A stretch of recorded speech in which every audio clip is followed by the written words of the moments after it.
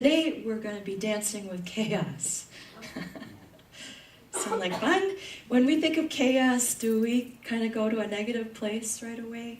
Words like turmoil, confusion, disorder, upheaval, does that kind of come to mind when you think of chaos? Chaos can stir up our insecurities and our fear, and we might feel some resistance to it, just the same way we might feel resistant to change. Don't want to do that either. Some of us really like things orderly and secure and calm and stable, safe. And that's certainly not the picture I get when I think about chaos. How about you? No. I think more maybe in the lines of an earthquake or a tornado. What kinds of life experiences throw us into chaos? I could think of a few, and you're probably thinking of a few too, like illness, divorce, relationships ending, death of a loved one, some kind of financial crisis or job change, moving, major life experiences. And they're pretty universal. I mean, these things happen to a lot of us a lot of the times. And I want to differentiate between chaos and drama. They're not the same. Drama is when people just kind of inflate their day-to-day lives and make bigness out of it, froth up things, and that's not what I'm talking about. I'm talking about life-altering events that take place, and we need to meet them. The word chaos actually comes from a Greek word that means formless, primordial space. Chaos comes from Greek creation myths, how the universe was created out of nothingness. And that's kind of our scientific understanding of creation, how the universe was created too. And it's the creation story that we find in the Bible. Have you read Genesis lately? No? I'm going to share a little bit from Genesis this morning. And I don't take this literally, and I imagine you don't either. But the first chapter of Genesis, and it's a long story, I'm only going to read a little bit of it, but I love it. It's very poetic. It's just beautifully written. And if you read the whole thing, there's a rhythm to it, and it's our creation myth, and it's lovely. So this is Genesis chapter 1, just the first 5 verses. In the beginning, when God created the heavens and the earth was a formless void, and darkness covered the face of the deep, while a wind from God swept over the face of the waters. Then God said, "Let there be light," and there was light. And God saw that the light was good, and God separated the light from darkness. God called the light day, and the darkness he called night, and there was evening, and there was morning, the first day. Isn't that beautiful? I love that. The earth was a formless void, and darkness covered the face of the deep. So an amazing creation formed out of this chaos, this formless void. Creation provides order and form and design out of all this chaos and unformedness. Is that a word? Creation starts with chaos. Isn't that nice to know? Next time you look in your teenager's bedroom.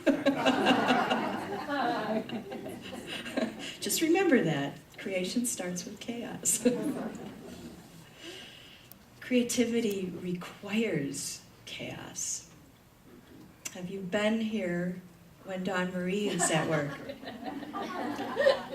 I totally love this, and thank you for letting me share this, not even knowing what I'm going to say. That back wall along the classrooms for the students is just a gorgeous mural that Dawn Marie has created. And when she's here working, she's in her work clothes, and they're covered with paint spatterings all over. Her drop cloths are covered with paint patterings. She's got cans of paint and buckets and little plastic bins and paintbrushes and tools and ladders and pictures to look at, and it's chaos. Sort of. But then look at the creation that comes from that, the order and the beauty that comes out of that. Thank you, Dawn Marie. I've heard the expression that life on Earth has been formed from a primordial soup. Do you picture this gloppy pea soup mixture of chemicals and compounds? The word primordial comes from Latin, and guess what it means? Original. So we're back to the title of this book, Living Originally. To live originally is to live from that primordial soup. That's the ground of our being, the infinite field of potential and possibility. So we see that chaos and turmoil is actually a birthing chamber. New life, new creation comes from chaos. The creative process starts with chaos, all that unborn potential and those divine ideas. Brummett says that if we are unwilling to experience chaos, we may be avoiding the opportunity for transformation. He suggests that we need to get creative and learn to dance with chaos, hence the title, Dancing with Chaos. Do you like to dance? I saw a lot of you dancing at our Christmas party. It was fun, wasn't it? Dancing is fun. My mom and dad loved to dance. They, when they were a young couple, they went to Antlers Park, the pavilion out there, to dances, and the prom center. They loved Guy Lombardo and Glenn Miller, all that big band music. And they'd get dressed up, Mom in her fancy clothes and pointy-toe shoes and high heels, and Dad in his suit. They just loved it. I think the foxtrot was their favorite dance. But when they had their 50th wedding anniversary, we kids threw a big party, a big dance for them, so all their friends and family could come to this dance. And they were like clockwork out there, just gorgeous and graceful together. A lot of years of practicing dancing together, created these skillful dance partners. They were just amazing.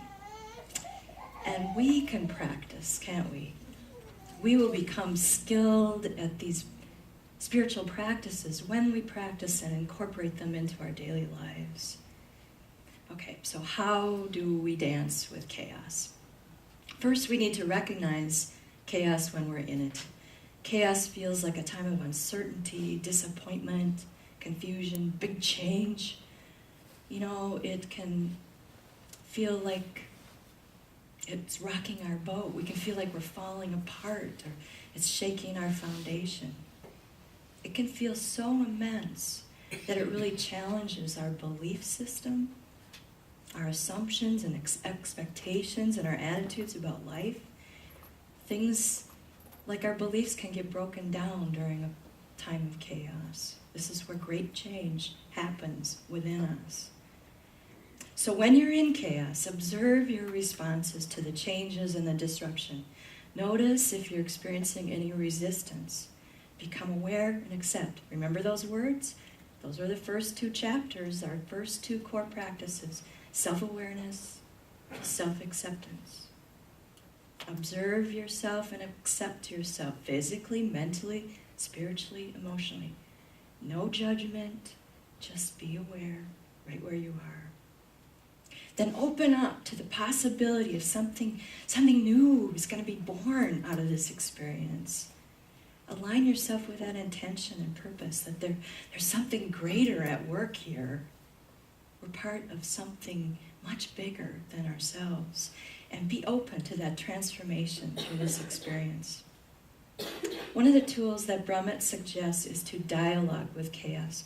So maybe you're in some kind of chaotic time in your life right now, or maybe you're not. So if you want to try this dialogue and think about something that's happened in your past, and remember what that's like, and sit down and put this chaos, create an entity in your mind or a being in your mind, and set them in a chair across from you and talk to that entity of chaos. Tell it your feelings, your thoughts about this situation. Just have a dialogue.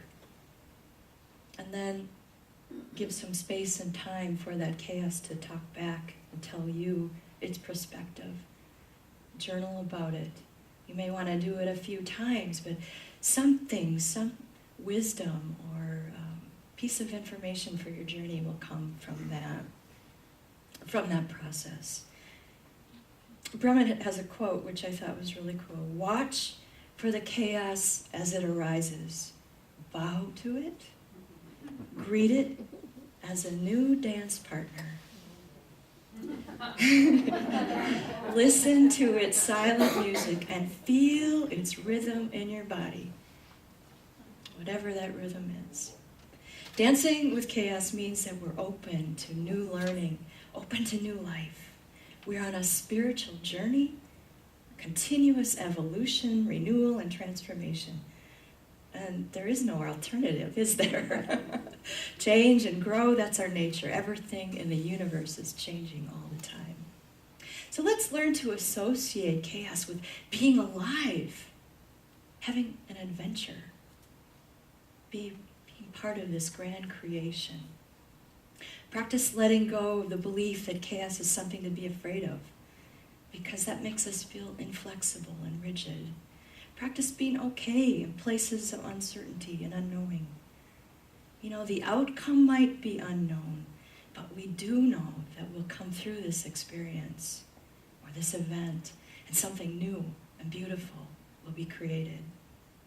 We practice trust and faith in this something bigger than ourselves.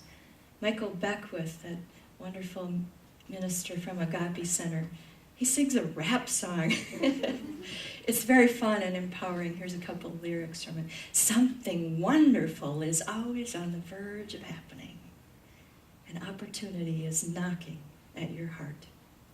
So if and when you find yourself in chaos, use these core spiritual practices. Self-awareness, self-acceptance. Keep a journal, vent your feelings, and make those connections for yourself. And practice dialoguing with chaos. And hold that intention that you are in a process of transformation. Trust your intuition, your inner guidance. Know that something new is about to be born. Be a loving witness of your experience as you move through life. So let's learn this new dance. You know, when we learn a new dance, it can be we feel a little awkward at first, but it takes practice.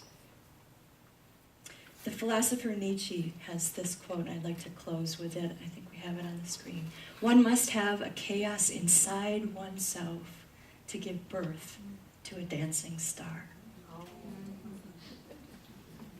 So the divine light and the dancing star within me just greets, respects, and honors the divine light and dancing stars within you. Namaste. Namaste.